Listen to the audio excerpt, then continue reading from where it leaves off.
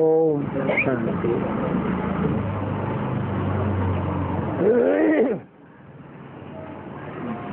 आज का प्रातः क्लास है 15 दिसंबर 1967। रिकॉर्ड चला है, हमें उन राहों पर चलना है जहाँ गिरना और संभलना है।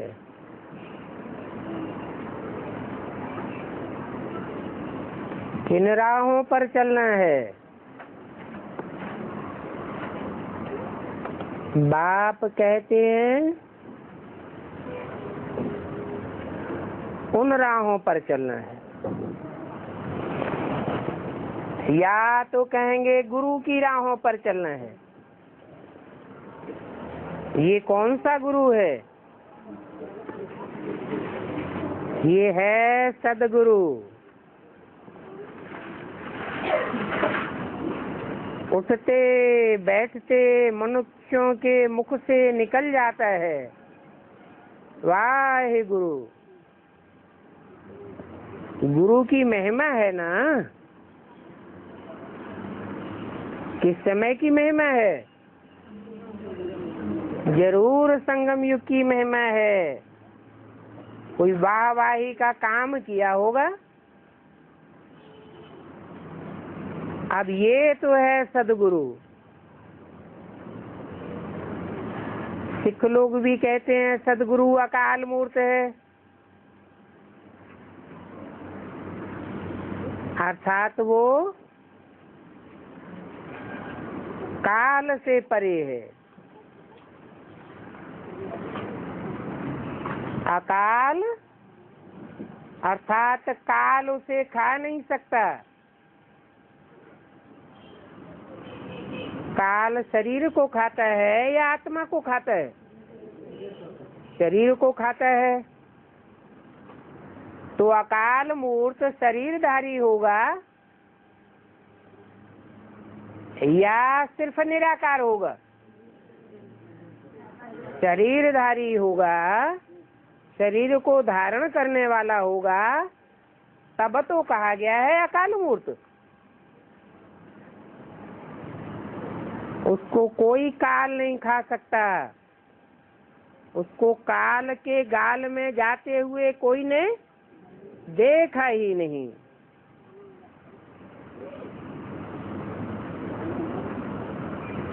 और मूर्त है। काल से परे है और अमूर्त नहीं है। मूर्त मना साकार है।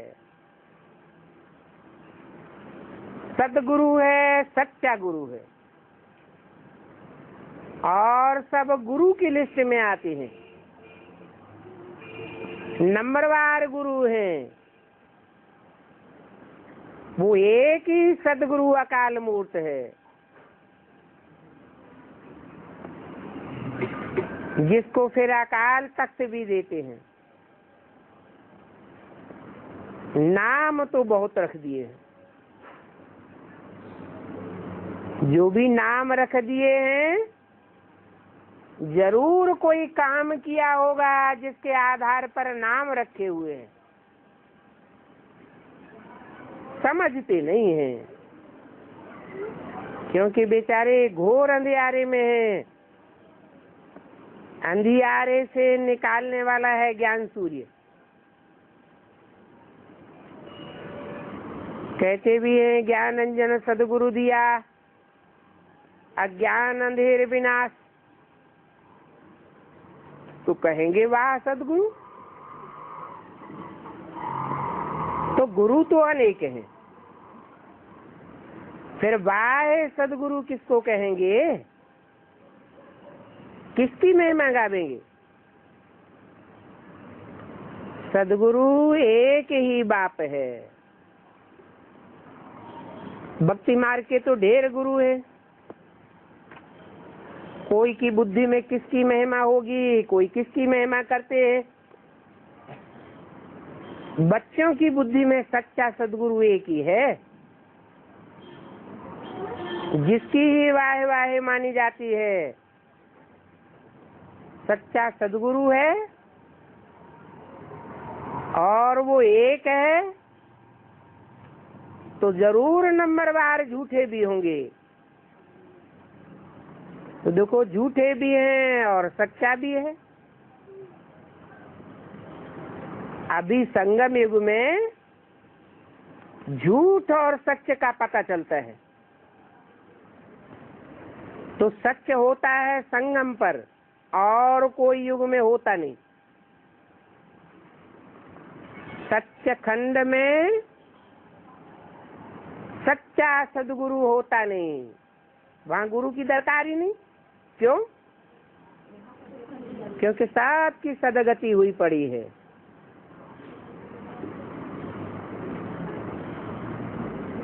भक्ति मार्ग में सत्य की महिमा गाते हैं।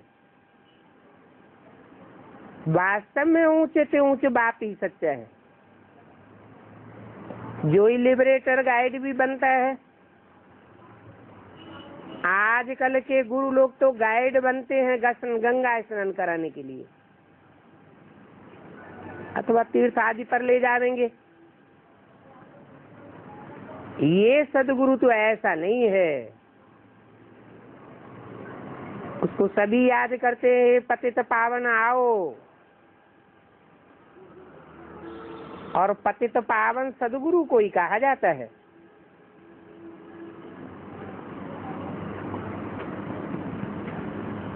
वो एक ही है पतितों को पावन बनाने वाला, जो पावन बना सकते हैं। वो मनुष्य गुरु लोग तो पावन बना ही नहीं सकते। वो कोई ऐसे नहीं कहते हैं माम एकम याद करो, कोई दूजम को याद न करो, बल गीता पढ़ते हैं, परंतु सही अर्थ का बिल्कुल भी पता नहीं है। अगर समझते हैं सदगुरु एक है और एक ही सच्चा है, तो फिर अपने को गुरु नहीं कहलाते। ड्रामा प्लान अनुसार भक्ति मार्ग का डिपार्टमेंट ही अलग है। उस भक्ति मार्ग में अनेक गुरु, अनेक भक्त हैं, और यहाँ तो एक ही गुरु है।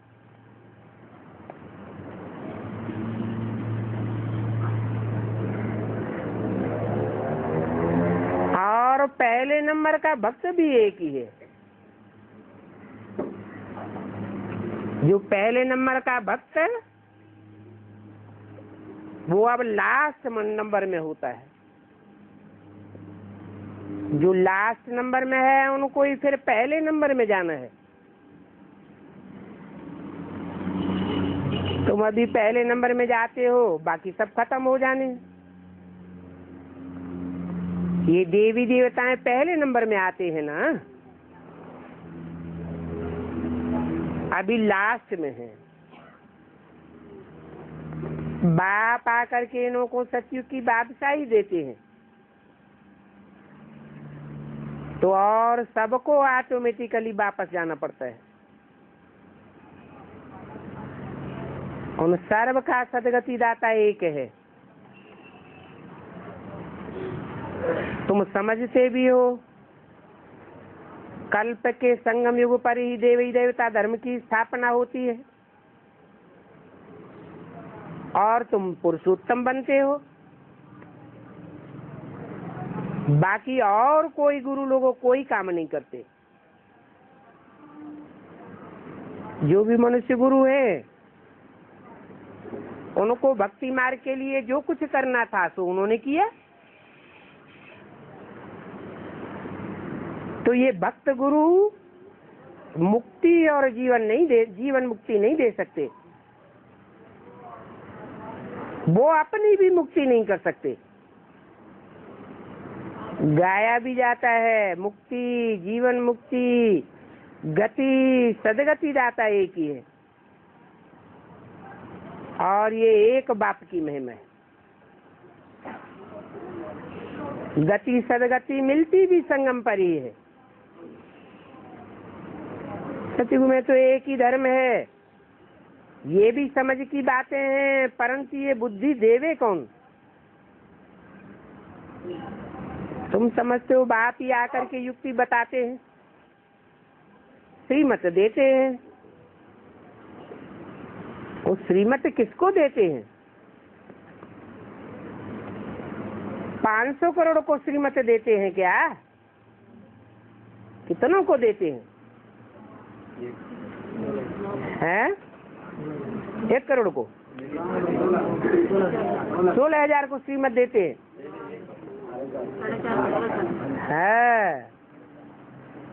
जो श्रीमत लेने वाले हैं, सन्मुख बैठ कर श्रीमत लेते हैं, उनकी संख्या ही बहुत थोड़ी है। जो 84 जन्म पक्के लेते हैं, आत्माओं को श्रीमत देते हैं। बाकी और दूसरे कोई न पुरुषार्थ करके आत्मा बन पाते हैं, और न धर्मराज की सजा खाकर पक्की आत्मा बनते हैं, ऑल राउंड पार्ट बजाने वाली। क्या रह जाता है उनके अंदर? जो कम जन्म लेते हैं, कम चक्कर लगाते हैं, जरूर देहभान रह जाता है, आत्माभिमानी पक्के नहीं बन पाते। ये बाप ही सदगुरु भी है और टीचर भी है, एक ही रूप में है, बाप, टीचर और सदगुरु। ज्ञान सिखलाते हैं ना, बाकी सभी गुरु क्या सिखलाते हैं? भक्ति सिखलाते हैं। बाप के ज्ञान से तुम्हारी सदगति हो जाती है,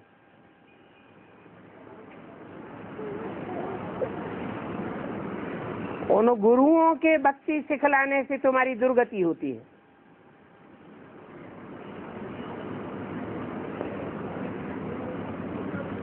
तुम्हारी सदगति होती है, फिर इस पुरानी दुनिया से चले जाते हो। तुम्हारा ये बेहद का सन्यास भी है। बाप ने समझाया है, अब ये तुम्हारा 84 जन्मों का चक्कर पूरा हुआ,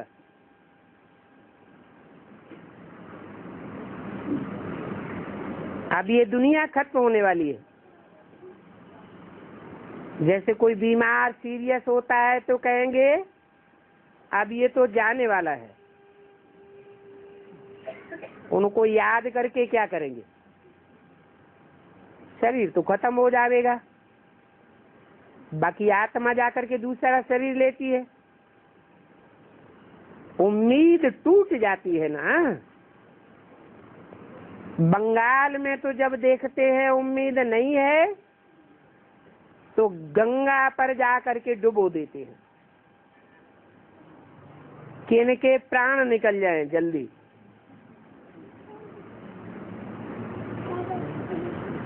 पहले से ही ले जाते हैं। आत्मा तो निकल गई, फिर मुर्दा तो काम का नहीं रहता।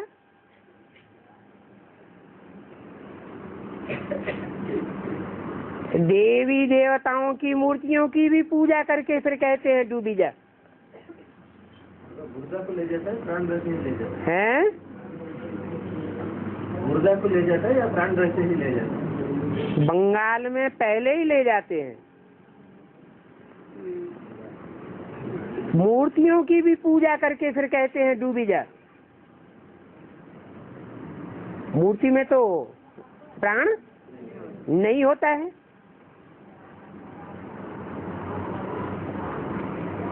अभी तुम जानते हो ये सारी पुरानी दुनिया डूब जानी है।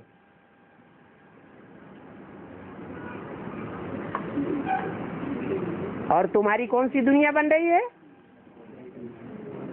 नई दुनिया बन रही है। पुरानी दुनिया सारी डूब जाएगी, फ्लक्स होगी, आग लगेगी, भूख प्यास में मनुष्य मरेंगे। ये सब हालतें आनी है। अर्थ के एक आदि में भी मकान आदि गिर पड़ेंगे।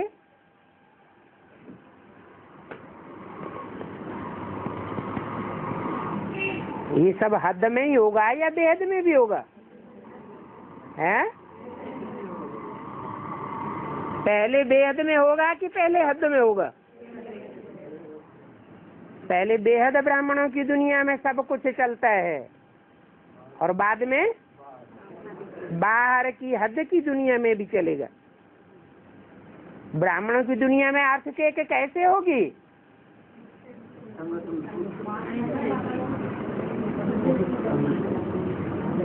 जो धारणावान धरणी है नंबरवार, धन रूपी माताएं कन्याएं हिल पड़ेंगी।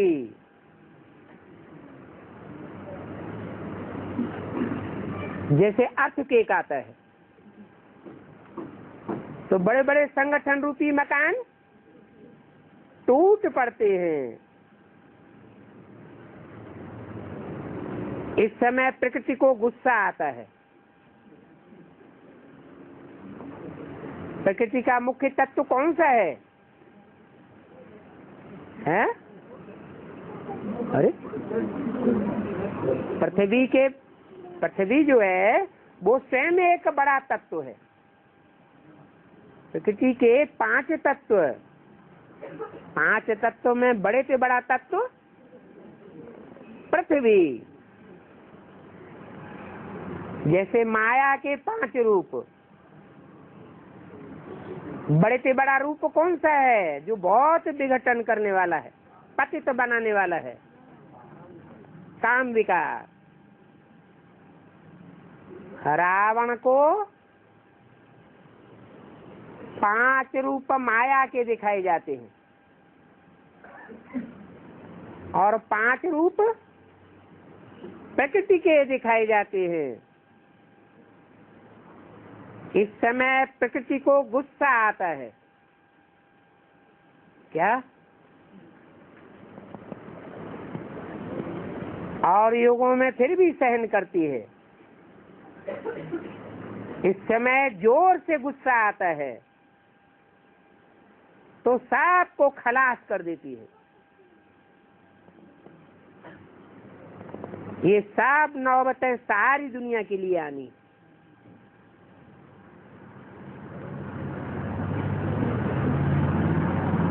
तो ब्राह्मणों की दुनिया में ही आवेंगी कि सारी दुनिया में आवेंगी? सारी दुनिया तो जैसे पहले ही हम समझते हैं मुर्दा बनी पड़ी। हमारे लिए सारी दुनिया मरी पड़ी है। आज नहीं तो कल खलास हो जाएंगे।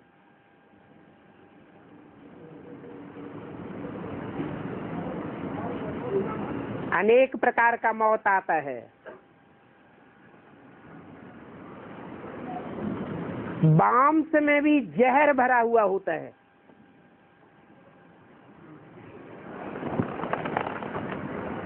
हद की दुनिया में तो कब से मांस बन रहे हैं।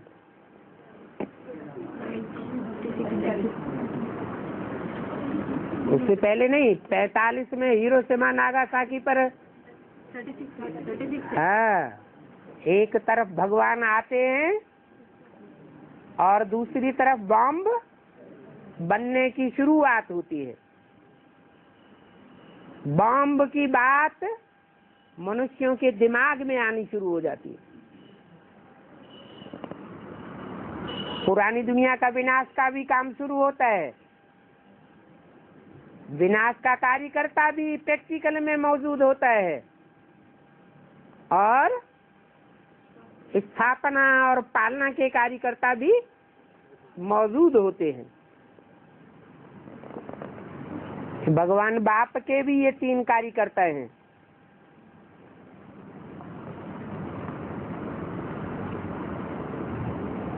तो मांस में जहर भरा हुआ है।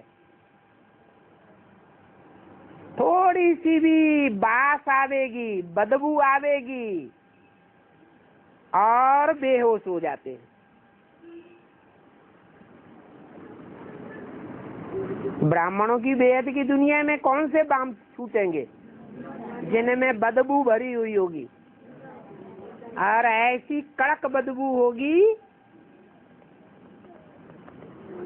कि जो भक्त किस्म की आत्माएं होंगी, जिन्होंने भक्ति पूरी नहीं छोड़ पाई होगी, जिन्होंने एक सदगुरु बाप को पूरा नहीं पहचाना होगा, वो दूसरे गुरुओं की चपेट में आ जाएंगे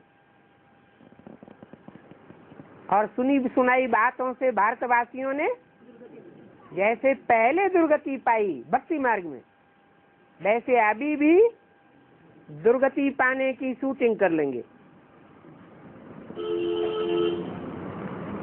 ग्लानि की बदबू बुद्धि में घुसी और मरे। तो ये तुम बच्चे जानते हो कि क्या क्या होने वाला है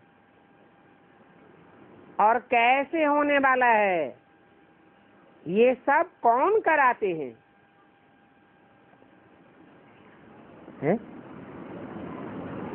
बम में बदबू बाप भरवाते हैं क्या?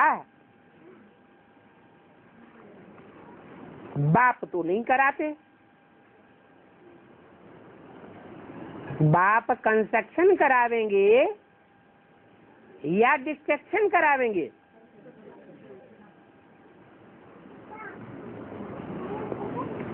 ये तो ड्रामा में नूद है। कोई के ऊपर दोष नहीं देंगे। ये ड्रामा का प्लान बना हुआ है।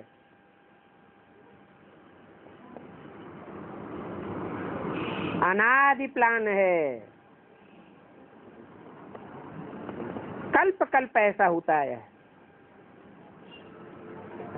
पुरानी दुनिया तो फिर नई जरूर होगी।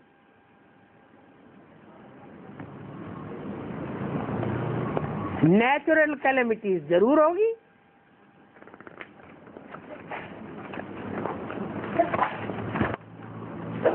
विनाश होने का है ना। 15 दिसंबर 1967 की वाणी का दूसरा पेज। तो तुम बच्चों को इस पुरानी दुनिया से बुद्धि योग हटाए देना चाहिए। जो कुछ इन आंखों से देखते हो वो सब स्वाहा हो जाने वाला है। इसलिए कहते हैं विनाश सामने खड़ा है। सारी दुनिया से बुद्धियों को हटाए देना चाहिए। इसको बेहद का संन्यास कहा जाता है। अब तुम कहेंगे वाह हे सदगुरु, जिसने हमको इतना अच्छा रास्ता बताया पहले से ही बता दिया ना। बच्चों को भी समझाते हैं ऐसी कोई चलन न हो जो उसकी निंदा हो। तुम तो यहाँ जीते जी मरते हो। क्या स्थूल मौत नहीं होती है तुम्हारी? कैसी मौत होती है?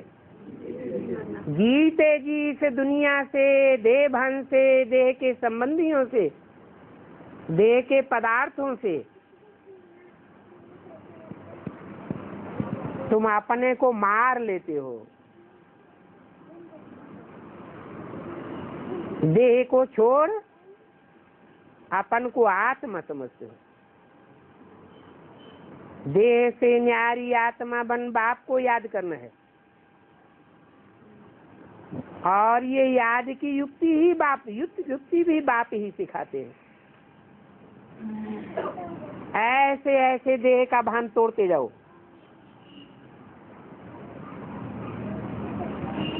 तुम कहेंगे बाबा ने रास्ता हमको बहुत अच्छा बताया।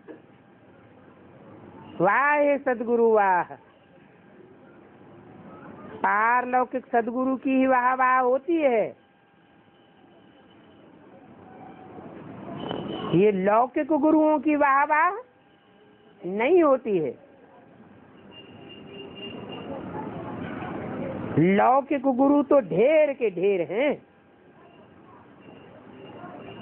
सदगुरु तो एक ही निराकार है। हमारा सदगुरु एक ही वो है जो हमारा बाप भी है।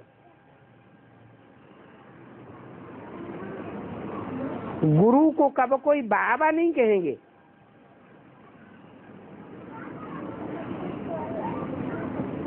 यहाँ गुरु और बाबा एक ही है।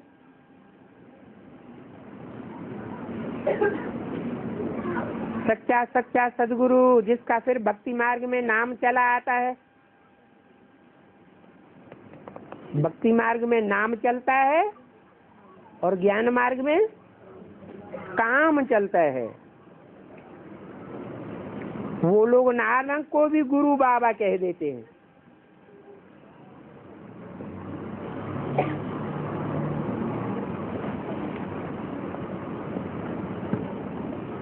वो तो किसका गुरु बाबा हो नहीं सकता। सारी सृष्टि का तो बाप एक ही है ना। नई सृष्टि की स्थापना कैसे होती है ये किसी को पता नहीं है। शास्त्रों में तो दिखाते हैं प्रलय हो गई,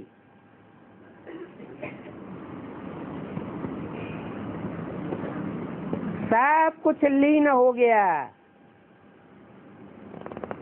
फिर पीपल के पत्ते पर श्री कृष्ण आया।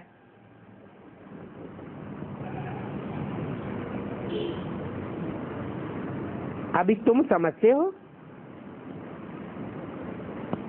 सागर में पीपल के पत्ते पर कृष्ण कैसे आ देगा? भक्ति मार्ग वाले तो ऐसे समझते हैं कि दुनिया में प्रलय हो गई, पानी ही पानी हो गया, कुछ भी नहीं बचा। तुम क्या समझते हो?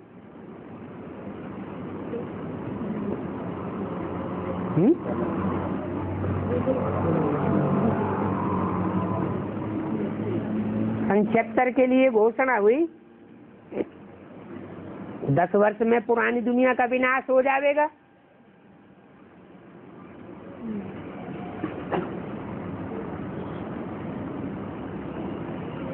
तो ये बात बुद्धि में बैठी होगी ना, क्या बचा है? आप मुए मर गई दुनिया, सारी दुनिया जैसे खलास हो गई, एक ज्ञान सागर ही बचा, बाकी सब सागर में समा गए।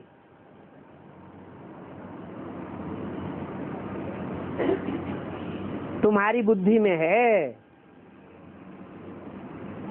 कि पीपल के पत्ते पर कृष्ण कैसे आया। पीपल का पत्ता क्या है? पीपल का पत्ता माना थोड़ा सा हवा का झोंका आया तो बहुत हिलता डुलता है। जैसे लगता है कि पीपल की पत्ते की हल्की नवैया अब डूबी की डूबी, परंतु उस नैया का खिवैया बाप है और बिठैया कृष्ण बच्चा है। तो नैया डूब नहीं सकती, हिलेगी डुलेगी लेकिन डूबेगी नहीं। कहते हैं बच्चा अंगूठा चूसते हुए आया,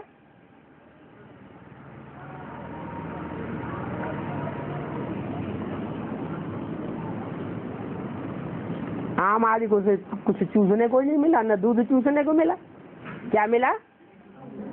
अंगूठा चूसते हुए आया। क्या हुआ अर्थ? भक्ति मार्ग में अंगूठे को आत्मा मिसल बताया, आत्मा का आकार अंगूठा मिसल बताया। जैसे 40 ग्राम की बटिया होती है, छोटी होती है, अंगूठे के आकार मिसल। तो कृष्ण की आत्मा भी जैसे अंगुष्ठाकार पेट में जब गर्भ होता है बच्चे के रूप में तो किस आकार का होता है? अंडाकार होता है ना। शुरुआत में कितना बड़ा होगा? है छोटा ही होगा ना कि बड़ा अंडा होगा?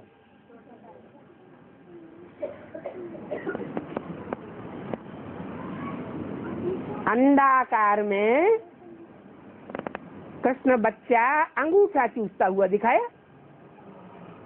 अंगूठा चूसने का क्या मतलब हुआ? आत्मिक स्थिति में रहने वाला, आत्मा की स्थिति को चूसने वाला। जैसे गाय जुगाली करती है तो खाया हुआ अन्न पचता है, खून बनता है, ऐसे ही अंगूठा चूसना अर्थात अंदर ही अंदर मंथन करना।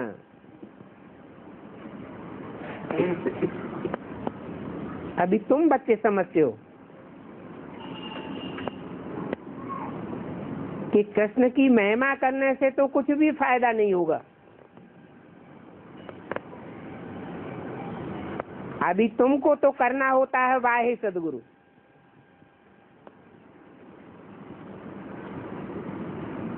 माना जो नवैया हिलती डुलती है, संसार सागर में पड़ी हुई है, उस हिलती डुलती नवैया को, जिसे लोग समझते हैं कि डूबी की डूबी, उसको थमाने वाला कौन है? बिठैया तो है उसमें, लेकिन उस नवैया का खेने वाला कौन है ये दुनिया नहीं जानती। तो तुमको तो करना होता है वाहे सदगुरु। सारी दुनिया की बुद्धि में क्या बैठा कि नैया डूबी की डूबी, ये जीवन नैया अब चलने वाली नहीं है। और तुम्हारी बुद्धि में पक्का बैठ जाता है कि खिवैया वाह वाही करना कराने वाला है, बाकी सब झूठे हैं। क्या? बाकी सब हैं नवैया को डुबोने वाले, और एक है नवैया को संसार सागर, जो विषय सागर है, उससे पार ले जाने वाला है।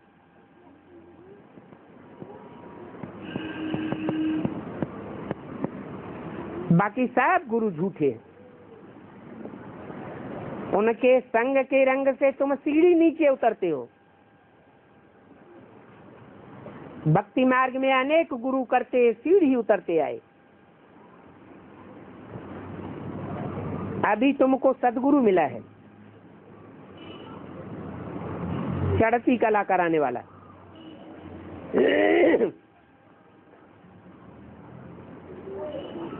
जब सदगुरु की पहचान हो जाती है कि वह एक ही वाहे सदगुरु है, तो कृष्ण की नैया थम जावेगी या हिलती डुलती रहेगी? थम जावेगी।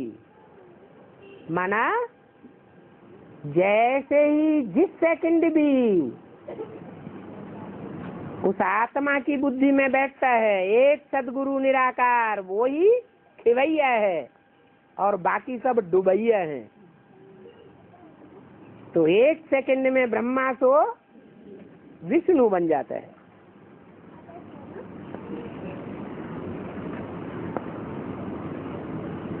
कहते हैं चढ़ती कला तेरे बहाने सर्व का भला। तेरे किसके लिए कहा है? किसके लिए? दीपक? पीपल का पत्ता तो नवैया है। पीपल के पत्ते का भला होना है या उसमें जो बिठैया है उसका भला होना है?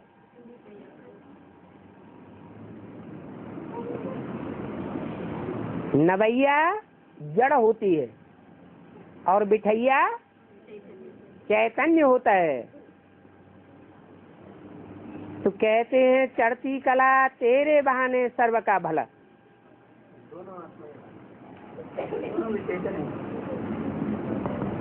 तो जिसके बहाने सर्व का भला होना है,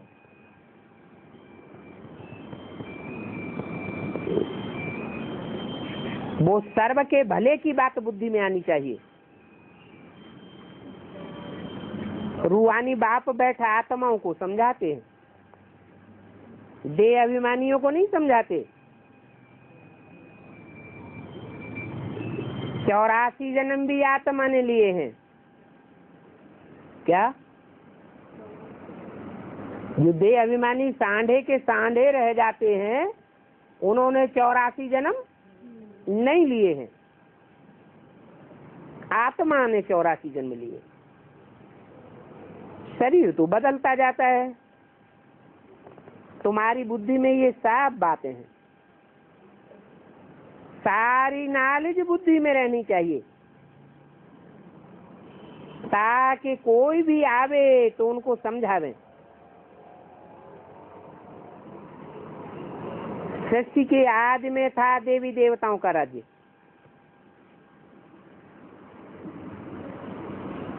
क्या पहले ब्राह्मण है या पहले देवी देवता?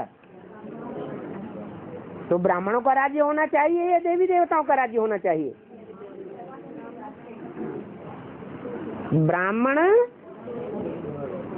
अधूरे हैं,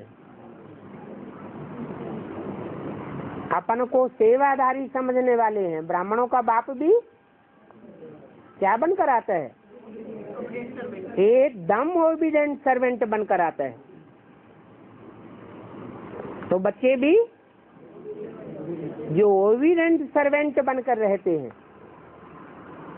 देह अभिमान पूर्वक सेवा नहीं करते हैं, आत्माभिमानी बनकर सेवा करते हैं, रूहानियत में रह करके सेवा करते हैं,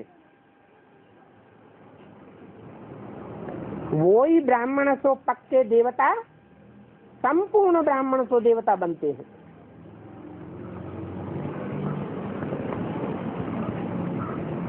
फिर मध्य में रावण राज्य हुआ। सीढ़ी उतरते ही रहे। सतयुग में कहेंगे सतो प्रधान, फिर सतो रजो तमो में आते हैं। तो तुम बच्चे जानते हो हम कैसे 84 जन्म लेते आए।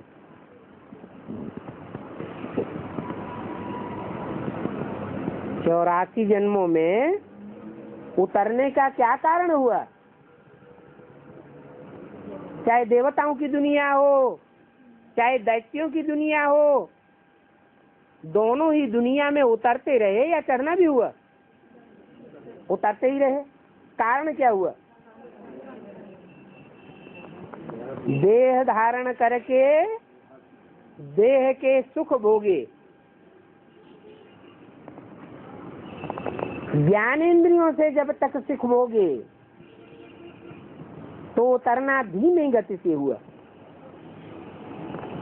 और जब कर्म इंद्रियों से दुख सुख भोगना शुरू किया तो उतरना तीव्र गति से हुआ।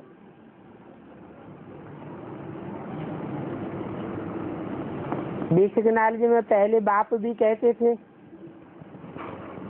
बच्चे कर्मेंद्रियों से कोई पाप कर्म न हो जावे।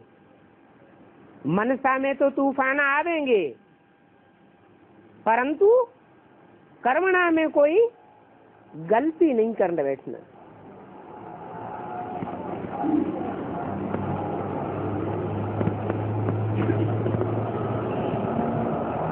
तो उतरना शुरू से ही होता है।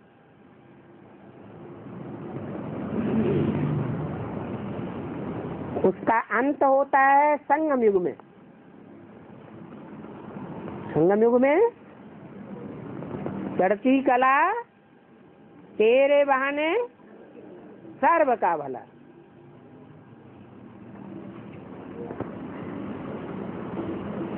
चढ़ती कला की निशानी क्या होगी? है क्या बताया? हाँ, चढ़ती कला की निशानी होगी। वो स्वार्थ में नहीं लगा रहेगा। क्या करेगा? परमार्थ के लिए सब कुछ करता रहेगा। अगर परमार्थ के कार्यों में लगा हुआ है, देह के पदार्थों की देह के संबंधियों की कोई चिंता नहीं है, सिर्फ परमार्थ के कार्य में ही लगा हुआ है। तो इससे क्या साबित होता है कि आत्मा की चढ़ती कला है। तो जिसकी चढ़ती कला है उसके लिए बोला तेरे बहाने सर्व का भला। तेरे किसके लिए बोला? रुद्रमाला है तो रुद्रमाला में बाप प्रवृत्ति मार्ग का बन के आता है या निवृत्ति मार्ग का? तो बच्चे भी निवृत्ति मार्ग के होंगे या प्रवृत्ति मार्ग वाले होंगे? भाई बहन होंगे या नहीं होंगे? होंगे। तो जब तेरे कहा तो जरूर कोई ऐसा बीज है जो दो दलों वाला है।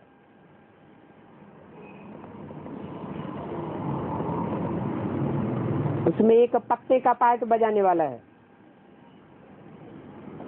पत्ता रूपी नवैया का पार्ट बजाने वाला है, और एक बिठैया का पार्ट बजाने वाला है, और तीसरा खिवैया का पार्ट बजाने वाला है।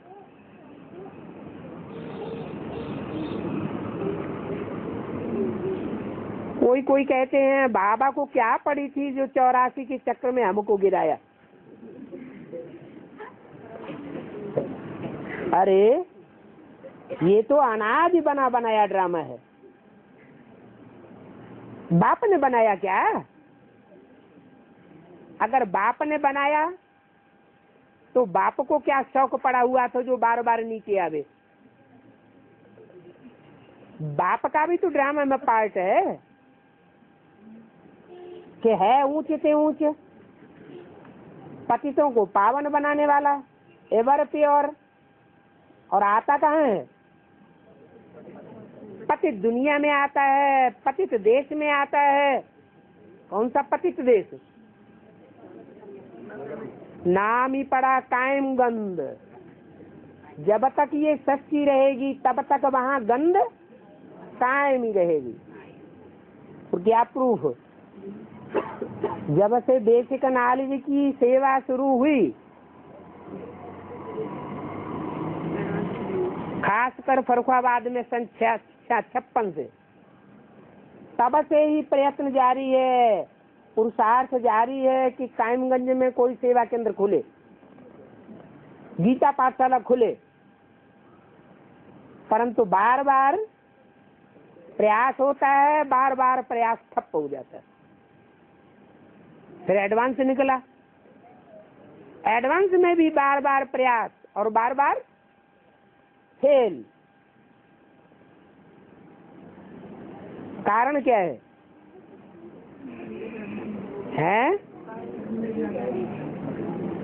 वहां की जो भी संकल्पों की रेलवे लाइन है, संकल्पों की रेल चलती है ना, ऐसी रेलवे लाइन है जहां जाती स्टेशन के नाम गंध के ऊपर है। जहां जहां थोड़ा रुकेगी, थोड़ा भी मनन चिंतन मंथन रुका और गंध चालू हो जाती।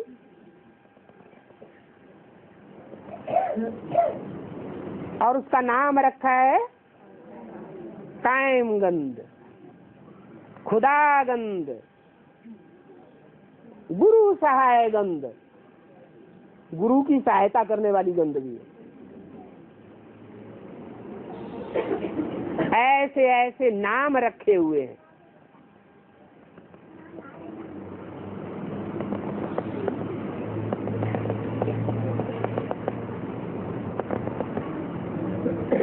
तो इस गंध का अंत कब होगा?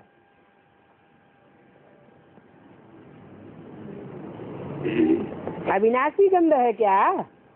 कायम गंध माना कायम ही बनी रहेगी। तो कायम ही बनी रहेगी क्या? नहीं, ये गंध अविनाशी नहीं है, इसका भी विनाश हो जाएगा। इस दुनिया के आदि मध्य अंत को जानना है। मनुष्य होकर अगर नहीं जानते हैं तो नास्तिक हैं। जानने से तुमको कितना ऊंच पद मिलता है। ये पढ़ाई कितनी ऊंची है। बड़ा इम्तिहान पास करने वाले के दिल में खुशी होती है ना कि ये इम्तिहान पास करके हम बड़े से बड़ा दर्जा पावेंगे, मर्तबा पावेंगे।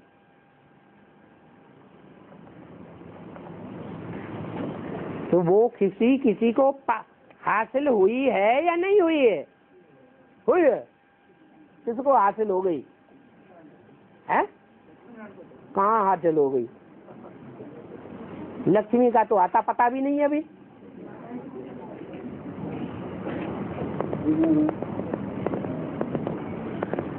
ये भी तुम बच्चे जानते हो, ये लक्ष्मी नारायण राजयोग सीख कर मनुष्य से देवता बने हैं। इन देवताओं का अधिपति है कौन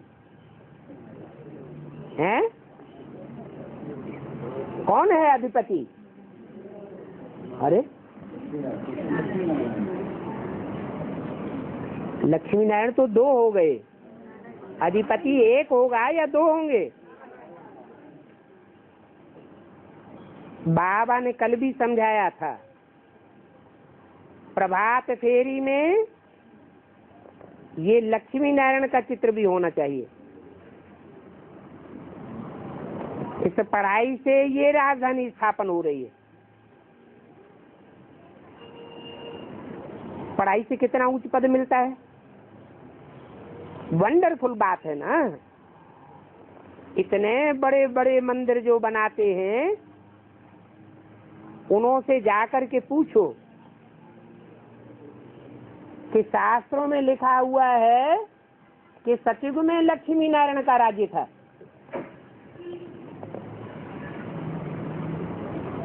तो उनसे पूछो कि सतयुग आदि में इन्होंने कैसे जन्म लिया जो लक्ष्मी नारायण बने।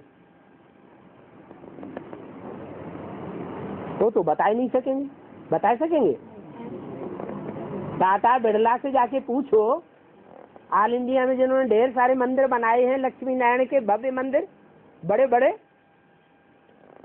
उनसे पूछो। छोटे मोटे देवताओं की तो बात ही छोड़ दो। जैसे देवियों के छोटे छोटे मंदिर बनाते हैं, भव्य मंदिर बनाने वाले से जाकर पूछो इन्होंने ये जन्म कैसे लिया है? हद का जन्म लिया होगा या बेहद का जन्म लिया होगा? है? बेहद का जन्म कैसे होता है?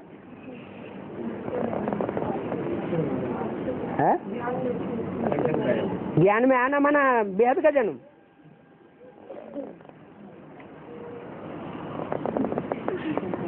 कोई बता नहीं सकेंगे।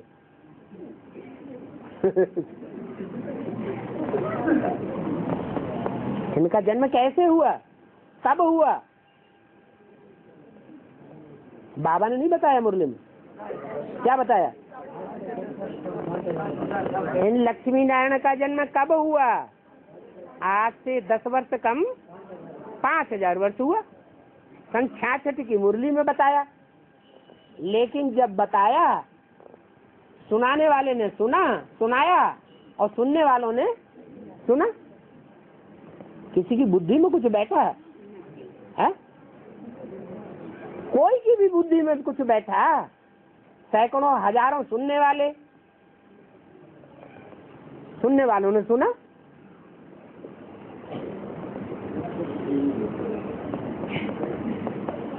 तो कैसे जन्म लिया? हद का जन्म तो नहीं लिया होगा। कैसा जन्म लिया? बेहद का जन्म लिया।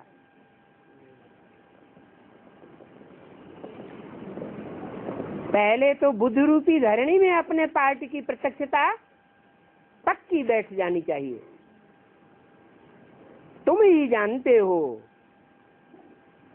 ये तो गीता वाला ही राजयोग है। गीता पढ़ते आए हैं, परंतु उस पढ़ने से कुछ भी फायदा नहीं हुआ है। यज्ञ के आदि में भी गीता पढ़ते थे, अर्थ बैठकर सुनाते थे, परंतु फायदा कुछ भी नहीं हुआ। अभी तुमको बाप बैठ सुनाते हैं क्या? गीता का असली अर्थ है बाप बैठ सुनाते हैं। तुम कहते हो बाबा हम आपसे 5000 वर्ष पहले भी मिले थे। क्यों मिले थे? स्वर्ग का सुख का वर्षा लेने के लिए, स्वस्थिति का वर्षा लेने के लिए मिले थे, लक्ष्मी नारायण बनने के लिए मिले थे। कोई भी छोटे बड़े बूढ़े आते हैं, ये जरूर सीख करके आते हैं। एम ऑब्जेक्ट भी हमारी ये है क्या? क्या एम ऑब्जेक्ट? नर से नारायण और नारी से लक्ष्मी बनना। सत्यनारायण की ये सच्ची सच्ची कथा है ना, ये भी तुम समझते हो क्या? ये बड़ी से बड़ी राजाई स्थापन हो रही है। जो अच्छी रीति समझ लेते हैं उनको आंतरिक खुशी आती है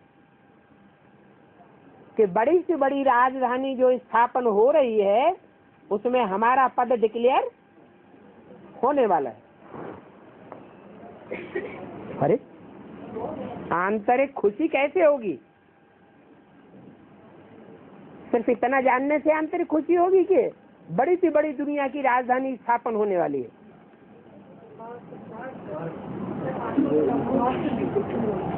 बेगानी शादी में अब्दुल्ला दीवाना, उनकी शादी हो रही हो और शादी को देखते ही ढोल मजीरा बजाना शुरू कर दे, नाच गाना शुरू कर दे, शामिल हो जाए, तो स्थायी खुशी कहेंगे? स्थायी खुशी कब होती है? जब अपन को पता चले कि इस राजधानी में हमारा नंबर क्या बनने वाला है, तो तुमको आंतरिक खुशी रहेगी।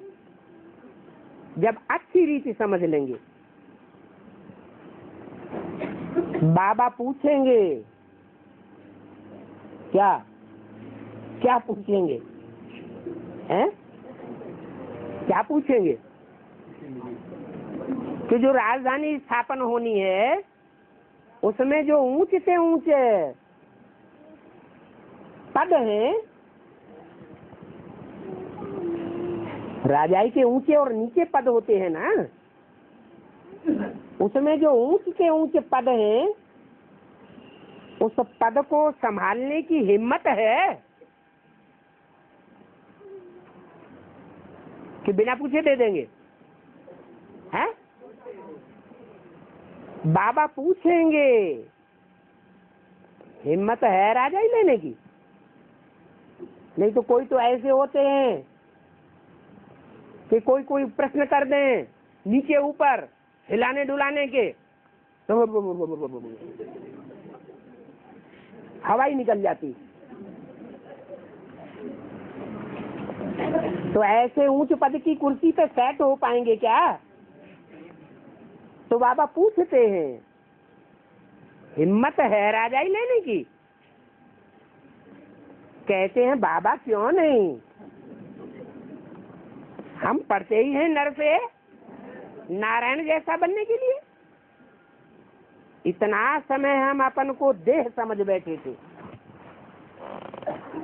देह समझने से डर रहता है और अपन को आत्मा समझने से डर भाग जाता है। क्यों क्यों डर भाग जाता है? क्योंकि आत्मा तो मरती कटती है ही नहीं। मरता कटता क्या है? देह मरती कटती है। तो जो देह समझ कर बैठेंगे उनको डर रहता है, और जो अपन को पक्का अनुभव कर लेंगे, पक्का से पक्का प्रैक्टिस कर लेंगे कि हम क्या हैं, हम आत्मा हैं, उनको तो फिर कोई भी परवाह नहीं रहेगी। अभी बाप ने हमको राइटियस रास्ता बताया है, तो ऐसा देही अभिमानी बनने में मेहनत लगती है। घड़ी घड़ी अपने नाम रूप में फंस मरते हैं। बाप कहते हैं अभी इस नाम रूप से न्यारा होना है। बाप ने ये फिर समझाया है तो समझ लेते हैं। बाप नाम रूप से न्यारा है ना,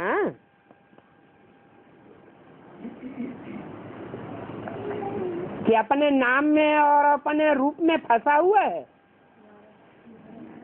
बाप भी नाम और रूप से न्यारा है, हम आत्माएं भी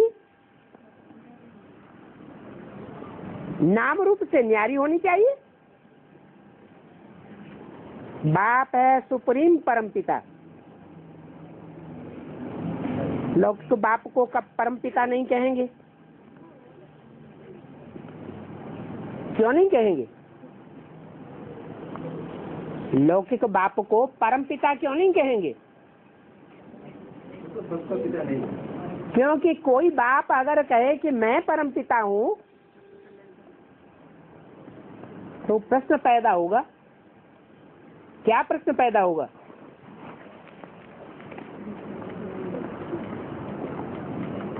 कि क्या तुमको जन्म देने वाला पिता कोई नहीं?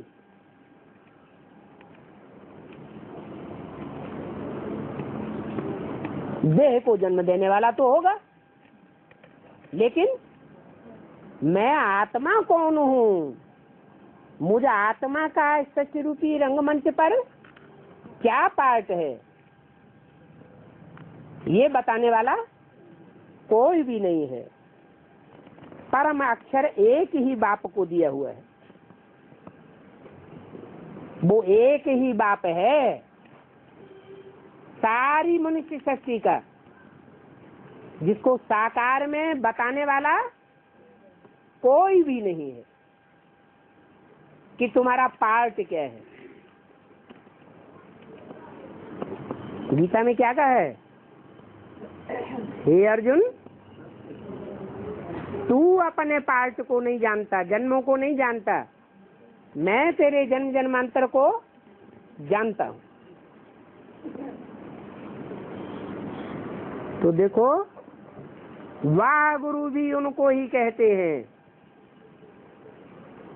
उनकी ये वाहवाही है। तुम सिख लोगों को भी समझा सकते हो। ग्रंथ में तो इन बातों का पूरा पूरा वर्णन है।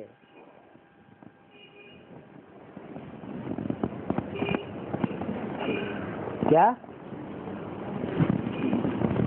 रामायण पढ़ते हैं, भागवत पढ़ते हैं, महाभारत पढ़ते हैं, गीता पढ़ते हैं,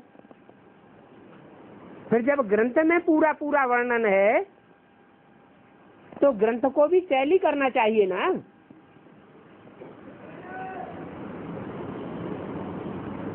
बोला तो है कि भागवत, रामायण, महाभारत में जो भी लिखा हुआ है तुम इस समय उसको टैली कर सकते हो। और कोई भी शास्त्रों में इतना वर्णन नहीं है जितना ग्रंथ साहब, जप साहब और सुखमणि में इतना वर्णन है। कौन सा वर्णन? गुरु की महिमा का। ओम शांति।